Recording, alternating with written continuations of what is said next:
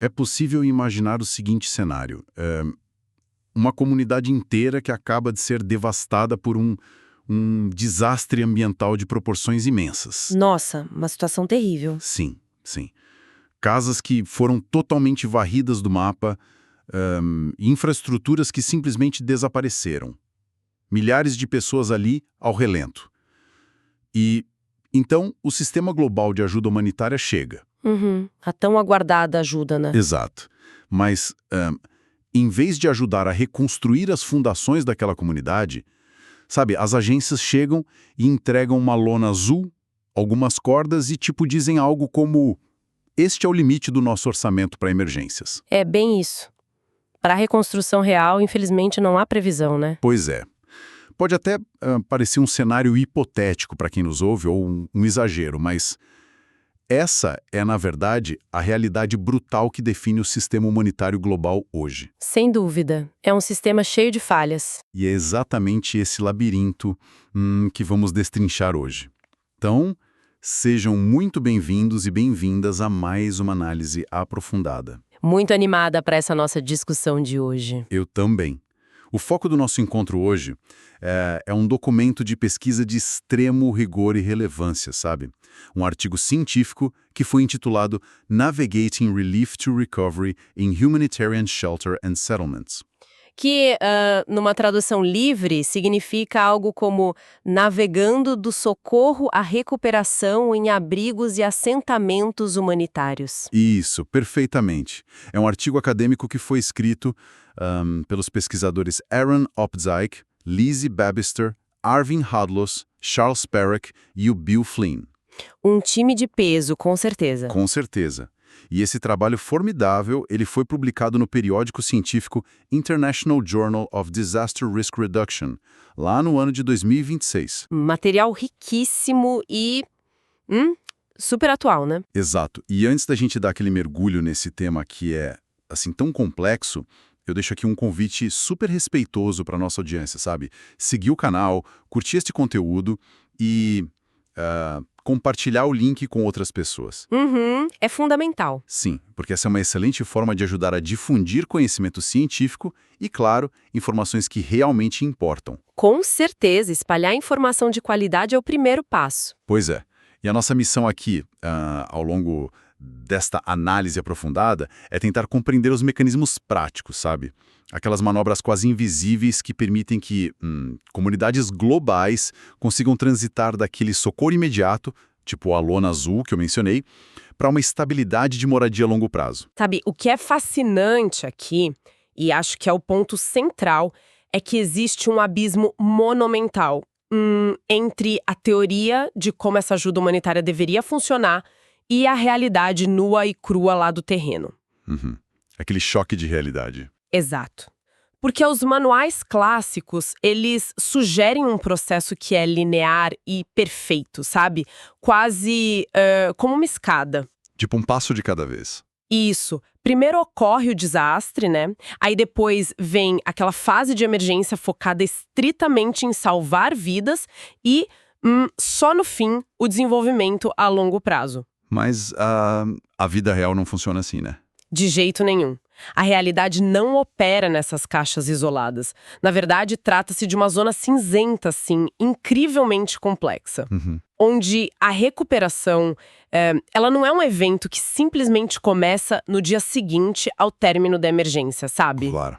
Não é apertar um botão. Exatamente. Há uma tensão que é constante o tempo todo entre aplicar recursos para estancar aquele sofrimento imediato e investir no planejamento que vai garantir que aquelas famílias, não estejam na mesma situação de vulnerabilidade na próxima década. E para dar dimensão a esse abismo que acabou de ser mencionada, é crucial a gente olhar para os números frios. Aqueles dados que chocam, sabe? Os números não mentem, né? Pois é, e segundo o relatório de assistência humanitária global referente ao ano de 2022, a gente tem um dado alarmante. Impressionantes 92% de todo o financiamento humanitário global foram destinados a crises prolongadas. Nossa, 92%, é quase A totalidade do orçamento. Exato. O que, equivale a quase 33 bilhões de dólares. Tudo para essas crises prolongadas. E é preciso a gente pausar e refletir sobre o que esse termo técnico, sabe, realmente significa na prática para quem está lá. Desempacotar isso. Isso. Uma crise prolongada significa que existem crianças nascendo, crescendo, chegando à vida adulta e até mesmo tendo seus próprios filhos, tudo isso vivendo inteiramente dentro das fronteiras de um acampamento que, na teoria, era supostamente temporário. Caramba, gerações inteiras numa lona temporária. O sistema global parece estar quase todo estruturado de forma análoga à medicina de trauma, não acha? Totalmente. É uma ótima analogia, aliás. Pois é. Ele é excelente em, aplicar curativos de emergência para estancar aquele sangramento imediato. O torniquete, né? Isso, torniquete. Mas o paciente, que neste caso são as populações afetadas pelo desastre ambiental ou conflito, ele precisa, na verdade, de anos de fisioterapia intensa, sabe? Exato, trabalho lento de recuperação. Sim. E essa fisioterapia seria o equivalente a recursos para moradia permanente, para infraestrutura sólida, saneamento básico. E a grande dúvida que fica no ar é justamente porque essa fisioterapia nunca chega, né? Como o sistema humanitário lida com essa falta crônica de recursos que são voltados para o longo prazo? Bom, essa analogia médica ilustra perfeitamente, sabe, a miopia desse sistema de financiamento. Porque a falta de recursos a longo prazo não acontece simplesmente porque o dinheiro acabou do nada. Não é só o cofre vazio, então. Não. É muito mais sobre como os ciclos de doações são estruturados, politicamente falando. Ah, entendi. Aquela questão das agendas políticas. Os fundos internacionais operam em ciclos que são de curtíssimo prazo, sabe? Muitas vezes atrelados aos seus próprios anos fiscais ou aos ciclos eleitorais de seus países. Claro, o político quer mostrar resultado antes da próxima eleição. Isso, eles querem ver resultados imediatos, coisas quantificáveis, o relatório de quantas tendas foram entregues hoje. É muito mais visual, né? Uma foto de um caminhão entregando tendas. Pois é, e financiar, o desenvolvimento urbano de longo prazo em um outro país, do outro lado do mundo, é algo muito menos atrativo para as manchetes imediatas dos jornais locais. Com certeza. Não dá a mesma manchete gloriosa de salvamos tantas vidas hoje. Exato. E, além disso, as barreiras no próprio terreno são formidáveis, sabe? Imaginemos a situação de tentar construir uma casa permanente de alvenaria em uma área onde o desastre ambiental simplesmente destruiu todos os registros em cartório. Nossa, é verdade. Como você prova quem é o dono da terra se o cartório foi levado pela enchente? Exatamente. O problema da posse da terra é gigantesco.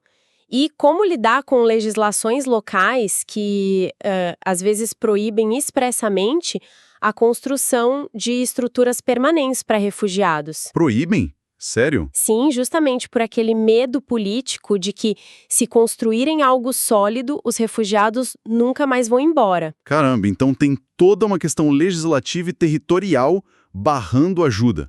E, somado a isso, tem uma falta de visão que integre a habitação com a sobrevivência econômica, sabe? Como assim? Pode explicar um pouco melhor? Claro, é que colocar uma família em uma casa perfeita, novinha, mas isolada no meio de um deserto, a quilômetros de qualquer mercado ou oportunidade de emprego, é uma receita para o fracasso. A habitação precisa estar ligada à geração de renda. Faz todo sentido. Não adianta ter a casa e não ter como comprar comida, né? Diante desse cenário, que parece quase intransponível, onde o dinheiro de longo prazo é super escasso, a burocracia é asfixiante e os terrenos são incertos, a nossa análise agora se volta para quem está lá na ponta. Isso, para quem está com a mão na massa. Exato. O pessoal da linha de frente. Porque os trabalhadores de organizações não governamentais, sabe, eles não podem simplesmente cruzar os braços, olhar para o céu e culpar o sistema internacional. As famílias estão ali precisando de abrigo para ontem. Eles precisam abrigar as pessoas hoje, à noite. E é aí que esse artigo nos apresenta abordagens práticas que são vitais. E a primeira delas é a chamada assistência incremental. Um conceito genial, na minha opinião. Sim, em termos bem simples para a nossa audiência, é a arte de construir aos poucos, é adaptar a resposta àquela dura realidade financeira que a gente mencionou. E tem exemplos muito bons disso no artigo, né? Tem sim. Um exemplo contundente e detalhado nessa pesquisa ocorreu na faixa de Gaza, antes daquela escalada de hostilidades que vimos em outubro de 2023. Um contexto já historicamente super restritivo, né? Muito. Naquele contexto de bloqueios constantes, esperar por um projeto massivo de reconstrução com financiamento internacional, sabe, significaria deixar famílias inteiras expostas ao rigor do inverno durante anos. E o inverno lá pode ser bem punitivo. Demais. Então a solução encontrada foi focar em pequenos reparos estratégicos. Coisas como consertar uma única parede estrutural de uma casa ou refazer um telhado que estava danificado. Ou até colocar um isolamento térmico, né? Exatamente. Instalar materiais de isolamento térmico de baixo custo. Sabe, pode parecer muito pouco para quem está acostumado com projetos bilionários, mas isso garantia que a família permanecesse no seu próprio bairro. E isso é crucial para a rede de apoio deles. Sim, com um grau imediato de dignidade, sabe? Sem precisar se deslocar para um abrigo comunal superlotado. E a genialidade dessa assistência incremental, ela reside justamente no reconhecimento do fator tempo. Porque o tempo, para quem perdeu tudo num desastre ambiental, não é um conceito abstrato, sabe? É o frio chegando amanhã. Exato. É uma questão de sobrevivência diária. E o estudo documenta um outro caso que eu acho magistral, que aconteceu no Malawi, lá na África. Logo após aquelas inundações graves em 2021, certo? Isso mesmo. As agências que atuavam lá, elas sabiam perfeitamente que não teriam fundos para entregar casas de alvenaria bonitas e finalizadas para todas as famílias que ficaram desabrigadas. Dinheiro escasso de novo. Sempre. Então, o que elas fizeram? Elas adotaram a estratégia da casa núcleo. É muito interessante. Elas forneceram treinamento técnico para as pessoas e distribuíram blocos de terra estabilizada. Pera, blocos de terra? Mas terra não desmancha na água? Vale explicar isso. Esses blocos não são aqueles simples tijolos de barro cru que, derretem na chuva, sabe? Eles são, na verdade, uma mistura de terra local com uma pequena porcentagem de cimento e são comprimidos mecanicamente. Isso confere a eles uma enorme resistência hídrica. Entendi. É quase um concreto mais ecológico e barato. Bem por aí.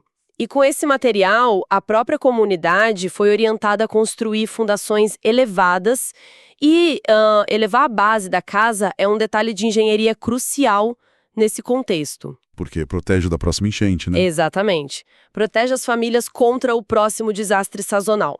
Então, com a fundação e um pequeno cômodo seguro erguidos, que é o tal do núcleo, o trabalho da agência terminava. Terminava ali, só o núcleo. Sim.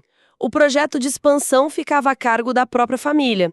Elas iriam adicionando novos cômodos ao longo dos anos, sabe, conforme conseguissem juntar recursos próprios. Mas espera aí, deixa eu fazer o papel de advogado do diabo por um momento aqui, só pra gente aprofundar. Fique à vontade, vamos lá. Do ponto de vista de quem está doando dinheiro, ou até mesmo de quem está observando a situação de fora, pela televisão, entregar apenas uma fundação e um cômodo inacabado, ou fazer, só um pequeno reparo no telhado e ir embora.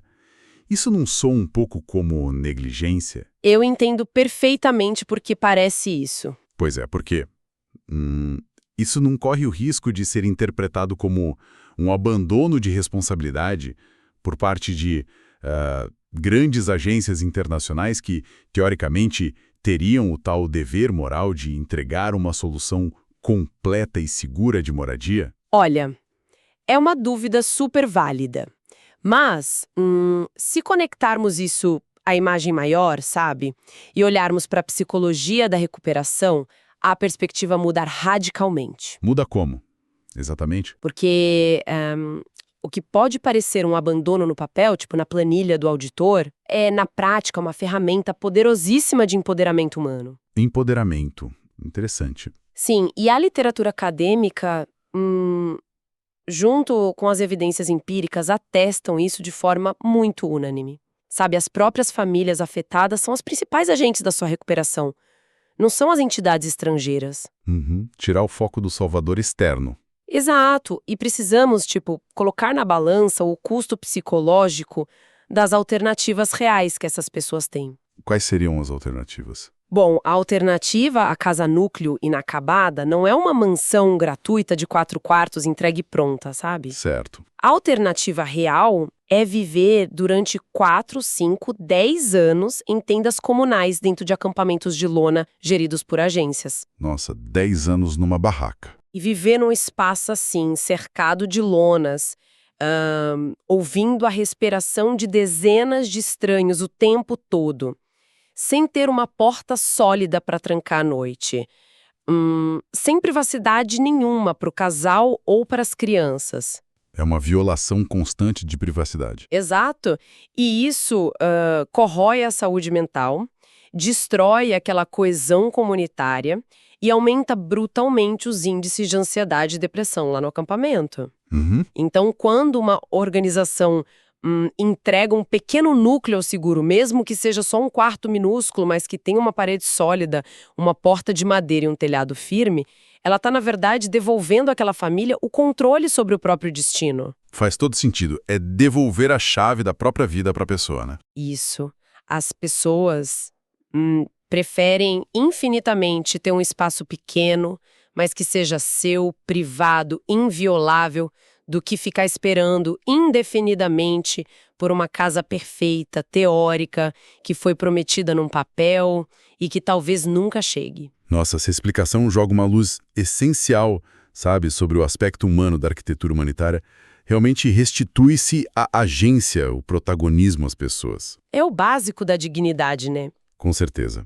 Mas, por mais engenhosa que seja a ideia da casa núcleo e da expansão aos poucos, acho que ela esbarra em um obstáculo geográfico muito prático, não? Ah, o espaço, você diz? Isso, porque essa estratégia pressupõe que existe um terreno vazio, que seja seguro e legalmente disponível para se construir uma base e expandir depois. Sim, o que nem sempre é verdade. Exato. O que acontece quando estamos falando de crises modernas, que muitas vezes ocorrem no coração de densos centros urbanos. Aí o cenário muda completamente. Pois é, em muitas situações, especialmente quando falamos de deslocamentos forçados ou refugiados chegando a grandes cidades já superlotadas, simplesmente não há terra livre para dar para cada família. É impossível. E é bem nesse ponto que a nossa análise avança para a necessidade de flexibilizar as formas de abrigo, né? A segunda estratégia apontada. O artigo, ele cita um caso na Jordânia, lá entre os anos de 2017 e 2018. E é fascinante por ser uma abordagem muito inusitada para abrigar refugiados sírios. Exato. Aquele contexto urbano da Jordânia exigia, uma ruptura total com o modelo tradicional de acampamentos em áreas rurais isoladas, sabe? Sair do meio do nada e ir para a cidade. Porque criar uma cidade de tendas lá no meio do deserto exigiria, milhões e milhões em infraestrutura de água, de esgoto, logística, hospitais, e ainda ia isolar os refugiados de qualquer economia real. Isolamento total, né? Longe de empregos, longe de comércio. Totalmente. Então, a tática inovadora adotada por essas organizações não governamentais foi olhar para a cidade de verdade e mapear o que já existia ali de concreto. Olhar para a capacidade ociosa. Isso. E a Jordânia tinha uma característica imobiliária bem peculiar. Muitos proprietários locais, jordanianos mesmo, possuíam edifícios residenciais com, apartamentos inacabados. Aqueles esqueletos de concreto pela cidade. Exato, apartamentos no osso, só no tijolo. Obras que estavam paralisadas por pura falta de dinheiro do próprio dono para terminar. E o que as agências fizeram com essa informação? Fizeram foi genial. Elas criaram subsídios de aluguel condicionais. Funciona assim. Elas injetaram fundos, pagando esses proprietários locais, para que eles comprassem os materiais de construção e finalizassem as obras dos próprios prédios deles. Sério? Dinheiro humanitário para terminar prédio particular? Uhum. Mas tinha uma contrapartida contratual bem forte, claro. Em troca dessa injeção de capital, que acabava valorizando o patrimônio privado do dono do prédio, o proprietário concordava em ceder o apartamento finalizado para uma família de refugiados sírios. De graça. Sem cobrar um centavo de aluguel. E isso por um período garantido por contrato de até 2 anos. Olha, deixa eu ver se eu entendi bem a magnitude dessa estratégia, porque ela levanta alguns questionamentos imediatos, né? Imagino, parece polêmico. Porque no papel de um auditor de contas ou, tipo, de um político lá de um país doador, ouvi que fundos humanitários, sabe, aquele dinheiro sagrado destinado a salvar vidas de vítimas de guerra e desastres ambientais. Ouvi que esse dinheiro foi usado para terminar a obra imobiliária de um proprietário privado num outro país. Isso soa quase como um escândalo. Total, soa como desvio de função, né? Exato. Como é possível justificar a transformação de agências de socorro emergenciais em, sei lá, investidores imobiliários do setor privado? É exatamente por ser tão contraintuitiva que essa estratégia é tão incrivelmente eficiente, sabe? Sério? A matemática fecha perfeitamente. Quando se analisa a relação de custo-benefício de verdade, a matemática e o impacto social justificam cada centavo investido. O custo de terminar um apartamento inacabado na cidade é, substancialmente menor do que erguer, gerenciar, levar água, comida e ainda policiar um acampamento de refugiados do zero no meio do deserto. Pensando por esse lado logístico, faz sentido. Mas o benefício real não é apenas financeiro, sabe? Ele é profundamente socioeconômico.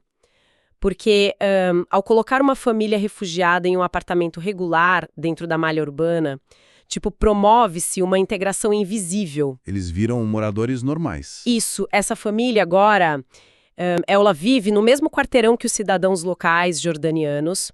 Ela pode ir a pé para o mercado local, procurar emprego ali na vizinhança, e as crianças, elas podem frequentar as escolas públicas normais da região. Não ficam estigmatizadas numa escola de acampamento. Exato. E tem outro ponto de vista, o econômico para o próprio país anfitrião. O dinheiro da ajuda internacional foi injetado diretamente na economia local, comprando cimento jordaniano, pagando salário de pedreiros e encanadores locais. E isso reduz drasticamente aquele ressentimento muito comum da população anfitriã contra a chegada de refugiados. Porque eles veem um benefício econômico na chegada dessa ajuda, né? Não é um fardo, é um estímulo na economia. Exatamente. E o artigo, ele também destaca uma abordagem semelhante lá na República Democrática do Congo. Ah, sim, o caso de lá também é super interessante. Sim, lá para evitar também a criação de novos acampamentos enormes de deslocados internos, as agências foram negociar com quem já estava lá, as famílias anfitriãs nas aldeias. E qual foi o acordo nesse caso? Essas famílias locais permitiram que pequenas extensões fossem anexadas aos seus próprios terrenos, sabe?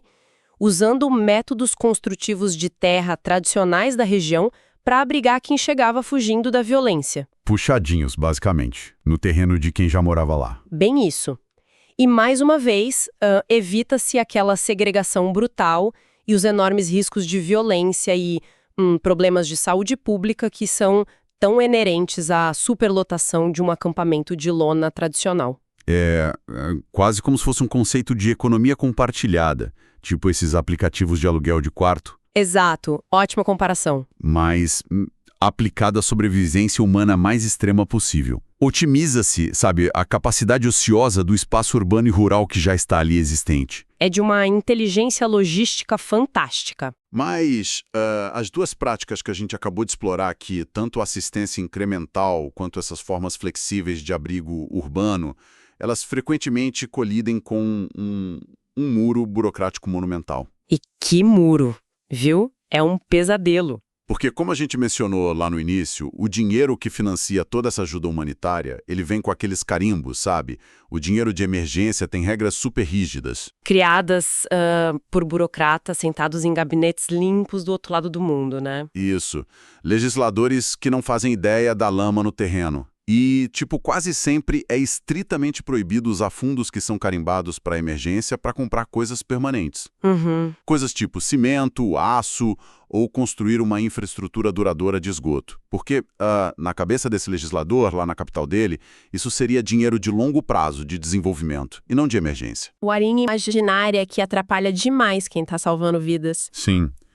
E diante desse impasse que é, honestamente, absurdo, onde a própria regra impede a solução mais eficiente e durável, como é que os profissionais que estão lá no terreno, com as famílias chorando na porta deles, conseguem contornar a burocracia sem cometer, sabe, ilegalidades financeiras graves? Aí a gente entra no que os autores do estudo, de uma forma bem brilhante, categorizam como o uso tático da ambiguidade construtiva. Ambiguidade construtiva. Nome bonito, né? Elegante, né? Porque como a lei e as regras financeiras dos doadores são inflexíveis no curto prazo, os profissionais lá da linha de frente tiveram que aprender a meio que hackear o sistema, sabe? Hackear como? Redigir os projetos, na hora de escrever os relatórios e fazer os pedidos de orçamento. Eles mudam as palavras. Exatamente. Eles utilizam jargões técnicos específicos e umas brechas semânticas nas diretrizes dos doadores para conseguir aprovar construções que, na realidade prática, lá na rua, oferecem uma solução quase permanente. Sabe? Muito além do que o cara da caneta lá no exterior imaginava estar financiando. Bem além. É um truque de sobrevivência. E é fascinante pensar que, no meio de zonas de conflito e áreas arrasadas por desastres ambientais horríveis, a semântica, o uso das palavras, se torna uma ferramenta de sobrevivência tão vital quanto, sei lá, um tijolo ou um pacote de arroz. Tão importante quanto a palavra certa salva uma vida ali. É um jogo de palavras que define, na prática, quem vai ter um teto seguro que não voa no vento e quem vai ficar na chuva. É muito pesado isso. E o caso da Síria, ocorrido lá em 2023 e que está super bem documentado nesse artigo, ilustra isso com uma clareza impressionante. Porque, por conta de sanções políticas internacionais extremamente rígidas impostas ao país, havia um bloqueio absoluto de fundos. Sim, ninguém podia mandar dinheiro para lá sem cair em complicação legal. Exato.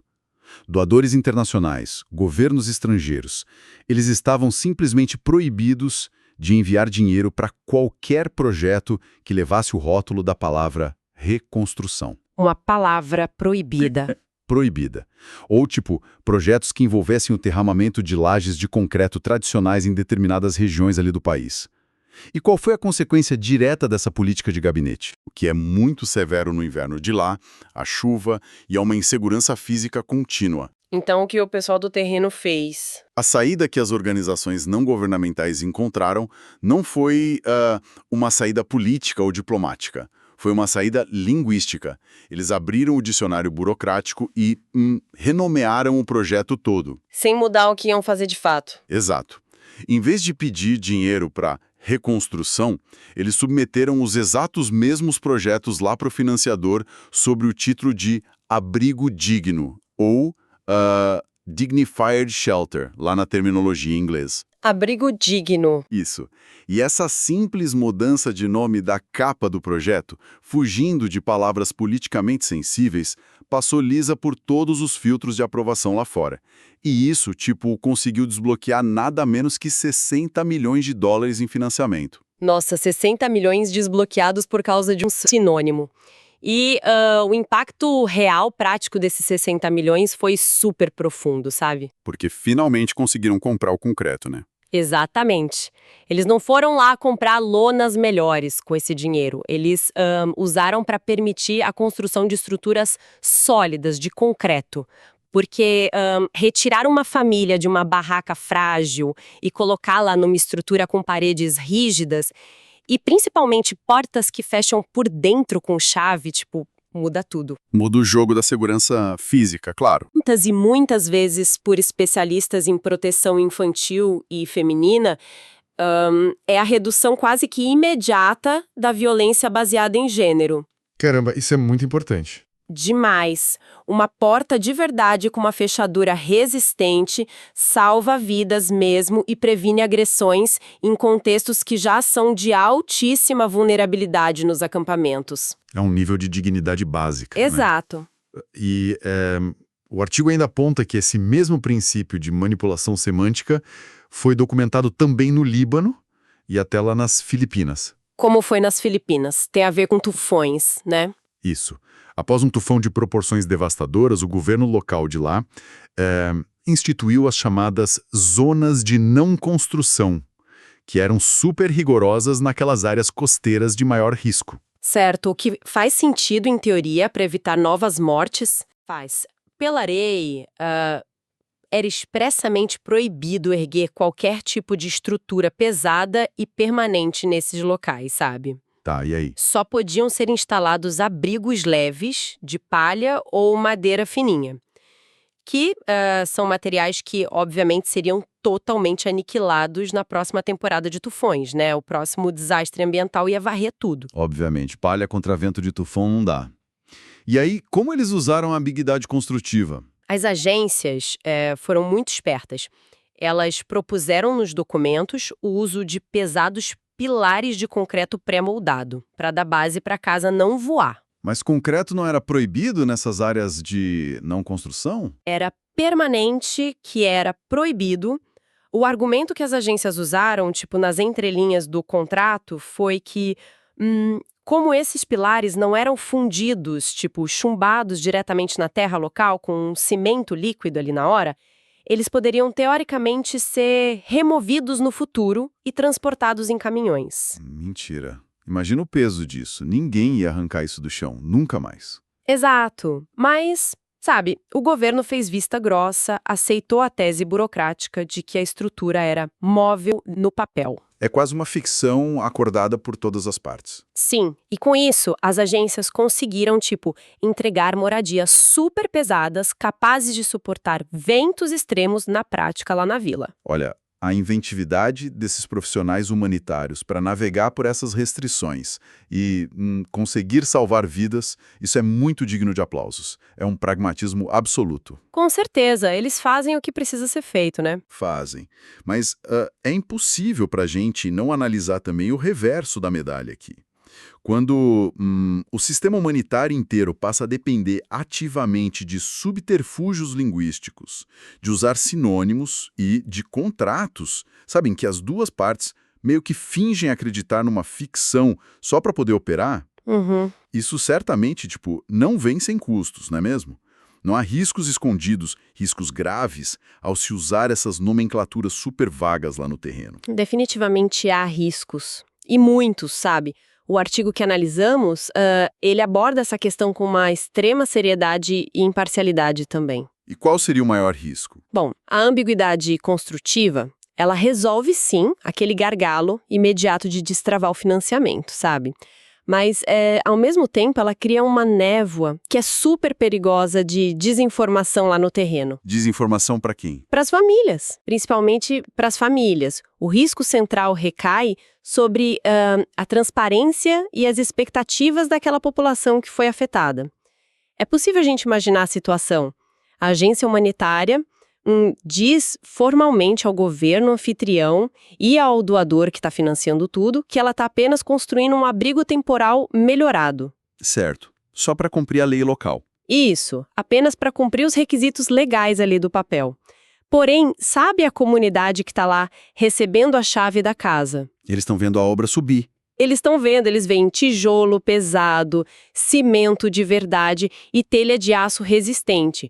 E concluem muito logicamente que aquela ali é a sua moradia permanente, sabe? Para morar lá pelas próximas décadas. Nossa, o descompasso é enorme. Sim, e essa discrepância brutal de linguagem entre as partes pode gerar conflitos que são severos no futuro, sabe? O governo voltar lá anos depois e expulsar todo mundo. Exatamente isso. Quando, tipo, o governo local decidir desocupar a área inteira, afirmando que o acordo inicial lá atrás assinado pela agência era de que tudo aquilo era apenas provisório e móvel, e que a terra não pertence às famílias. E, de repente, a família que achou que tinha uma casa garantida para a vida toda perde tudo de novo, e agora por causa de uma burocracia linguística. Pois é. E, além disso, as famílias podem acabar não sendo informadas corretamente, sabe, sobre seus direitos reais de posse daquela terra, de documentação imobiliária, porque, tipo, tudo foi negociado nas entrelinhas, para passar pelo radar, tudo sob panos. Virou um puxadinho diplomático não oficializado. É bem isso. Os pesquisadores, eles concluem que, embora essa tal ambiguidade construtiva seja sim uma ferramenta de sobrevivência gerencial vital no cenário atual que a gente vive, né? Sim. Necessária para não deixar o povo na rua, Exato. mas ela é, tipo, profundamente imperfeita e carrega um fardo enorme de confusão e insegurança jurídica lá na frente, justamente para pessoas que já perderam quase tudo na vida. É um curativo cheio de efeitos colaterais. Bom, chegando agora à reta final da nossa exploração de hoje, o exercício de síntese se faz mais do que necessário, né? Sem dúvida. O artigo científico que dissecamos hoje, Navigating Relief to Recovery in Humanitarian Shelter and Settlements, ele realmente representa um marco gigantesco na nossa compreensão da gestão moderna de crises. Uma leitura obrigatória para quem atua na área. Total. E acho que a sua contribuição mais singular, sabe, é como ele ajusta o foco das lentes sobre esse problema.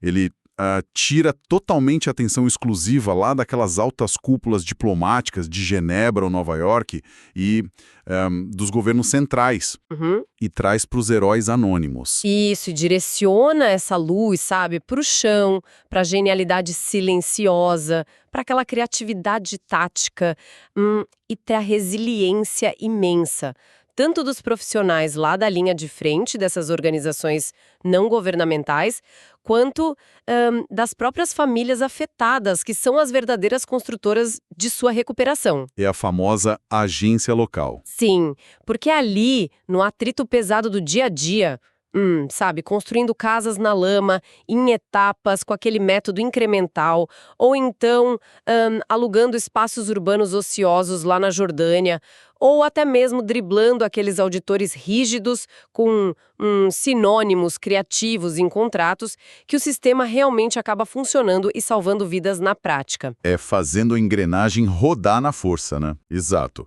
Bom, antes da gente fechar com o pensamento final reflexivo de hoje, eu compro aqui o dever ético de informar, formal e claramente a nossa audiência, que todo o conteúdo apresentado nesta análise aprofundada de hoje é uma síntese automatizada produzida com rigoroso apoio de inteligência artificial, mas sendo ela, claro, baseada estritamente e com total fidelidade no documento original de pesquisa que foi previamente citado no início. Muito importante deixar isso sempre transparente. Fundamental. E agora, para fechar de vez, passo a bola de volta. Legal. E para encerrar de verdade a nossa discussão hoje, eu quero deixar uma ponderação forte para quem nos acompanhou e ouviu essa análise aprofundada até aqui. Ao longo de todo esse processo, sabe, de tudo que falamos hoje, ficou muito claro que o sistema que foi arquitetado globalmente para gerir essa ajuda humanitária, ele se tornou tão blindado, tão asfixiado em suas próprias regras financeiras de gabinete, que, tipo, os profissionais que são dedicados a salvar vidas lá na ponta... Precisam virar equilibristas burocráticos. Isso, eles precisam recorrer a truques de palavras, manobras semânticas arriscadas, para conseguir fornecer às pessoas algo que é tão básico e fundamental quanto, sabe, 4 paredes firmes e um teto seguro para dormir. É o mínimo existencial. É o mínimo.